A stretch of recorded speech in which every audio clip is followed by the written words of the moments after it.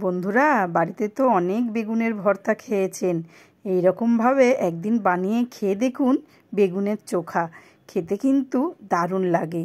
রুটির সাথে খেতে তো খুব ভালোই লাগে, ভাতের সাথেও কিন্তু খারাপ লাগবে না, দারুণ লাগবে খেতে।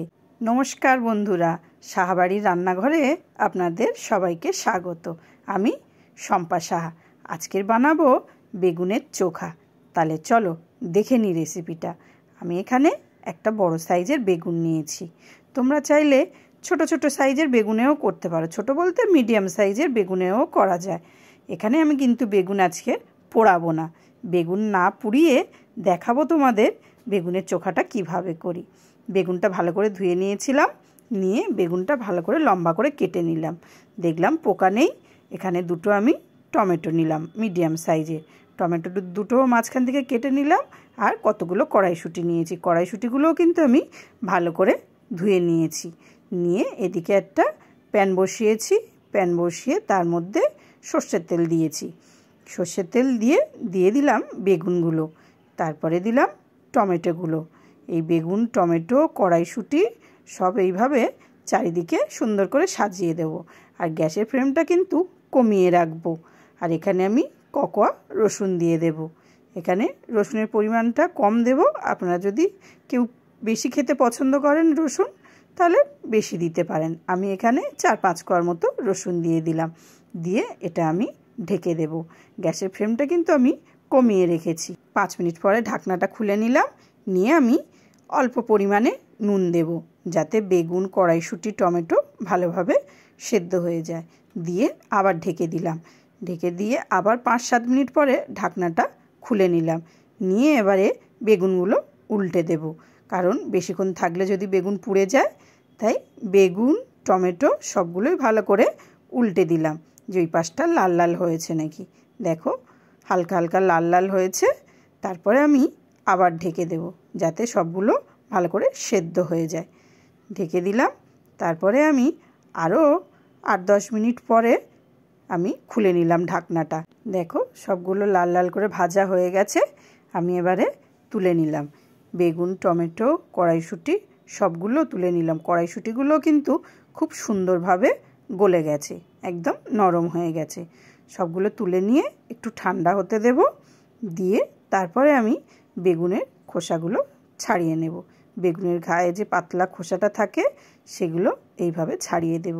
অনেকটা গরম আছে, তাই আমি এখানে একটা কাঁটা চামচ নিয়ে নিলাম, কারণ ছাড়ানো যাচ্ছে না তো গরমে। এটা বেশ 8-10 মিনিট রেখে দিলে, একটু ঠান্ডা হলে তখন ছাড়ালে ভালো হবে। দেখো আমি এখানে বেগুনের খোসাগুলো ছাড়িয়ে নিলাম। নিয়ে তারপরে কড়াইশুঁটির খোসাগুলো ভালো করে ছাড়িয়ে নিলাম। এইভাবে বেগুনের চোখা করলে বাড়ির কিন্তু ছোট থেকে বড় সবাই খেতে পছন্দ করবে। গরম গরম ভাতে কিন্তু খুব সুন্দর লাগে খেতেই বেগুন চোখাটা। আর রুটির সাথে তো আরও সুন্দর লাগে খেতে। এখানে রসুনগুলোও সুন্দরভাবে গলে গেছে। আমি এইভাবে বেগুনের বোটাগুলো কেটে নিলাম। নিয়ে এবার বেগুনগুলো ভালো করে মেখে নেব। তোমাদের সাথে কথা বলতে বলতে এখানে আমার বেগুন, টমেটো মাখা হয়ে গেল। আর আমি রসুনগুলোও একটু মেখে নিয়েছি। তোমরা যদি কেউ রসুন গোটা গোটা খেতে পছন্দ করো তাহলে গোটা রাখতে পারো। এখানে আমার টমেটো, বেগুন মাখা হয়ে গেল। কড়াইশুঁটিগুলো আমি সাইডে রেখেছিলাম, তারপরে একসাথে কড়াইশুঁটির সাথে মেখে নেব। তারপরে এদিকে আমি একটা গ্যাসের উপর প্যান বসালাম, বসিয়ে সর্ষের তেল দিয়ে দিলাম। আমি কিন্তু পুরো বেগুন চোখাটা সর্ষের তেলেই করব। সর্ষের তেলে করলে টেস্ট কিন্তু অনেক সুন্দর হয়। তারপরে সর্ষের তেল দিয়ে দিলাম। দিয়ে ফোড়নে দিলাম কালো জিরে আর 2টো লঙ্কা, শুকনো লঙ্কা ভেঙে দিয়েছি। দিয়ে তারপরে দিয়ে দিলাম 2টো বড় সাইজের পেঁয়াজ কুচিয়ে দিয়ে দিলাম। দিয়ে একটু নাড়াচাড়া করে দিলাম কাঁচা লঙ্কা কুচানো দিয়ে দিলাম। দিয়ে তারপরে একটু সামান্য হলুদ গুঁড়ো দিলাম কালারের জন্য। হলুদ গুঁড়ো দিয়ে নাড়িয়ে চাড়িয়ে তারপরে আমি বেগুন মাখাটা দিয়ে দিলাম। বেগুন মাখাটা দিয়ে ভালো করে আর একটু ভেজে নেব। এই সময় গ্যাসের ফ্লেমটা একটু কমিয়ে রাখবো। ভেজে নিলাম। তারপরে দিয়ে দিলাম ধনে পাতা দিয়ে আরও একটু কিছুক্ষণ ভালো করে কষাবো। তারপরে আমি কিন্তু গ্যাসের ফ্লেমটা একটু বাড়িয়ে দেব। একটু বাড়িয়ে দিয়ে ভালো করে কষিয়ে নেব।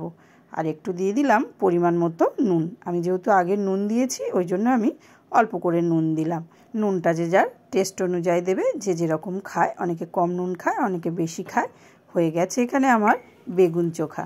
তারপরে আমি নামিয়ে ফেললাম বেগুন চোখা। বেগুন চোখাটা খেতে কিন্তু অসাধারণ হয়েছে। আপনারা এইভাবে বাড়িতে বানিয়ে খেয়ে দেখবেন বেগুন চোখাটা কত সুন্দর খেতে লাগে। তারপরে আমাকে কমেন্টে জানাবেন যে কত সুন্দর হয়েছে। আজকের ভিডিওটা এখানেই শেষ করছি। আবার দেখা হবে নতুন একটা রেসিপিতে।